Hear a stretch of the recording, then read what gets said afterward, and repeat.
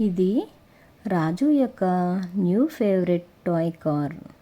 క్రొత్తది, స్పీడ్గా వెళ్తుంది. కానీ రాజు చెల్లెలు చిన్ని యొక్క చిన్ని చేతులు ఒక్కసారి ఆడాలని ఎదురు చూస్తున్నాయి. ఆనందం పంచుకుంటే రెట్టింపు అవుతుంది. ఒక బొమ్మ ఇద్దరికీ కావాలంటే నవ్వులు కూడా ఎక్కువ అవుతాయి. రాజు బొమ్మను చిన్నికి ఇచ్చాడు. ఆ చిన్న స్మైల్ చూసి రాజుకి ఎంతో హ్యాపీగా అనిపించింది. బొమ్మ కంటే గొప్పది ఆ సంతోషం. మరుసటి రోజు చిన్ని తన కలర్ పుస్తకాన్ని రాజుతో షేర్ చేసుకుంది.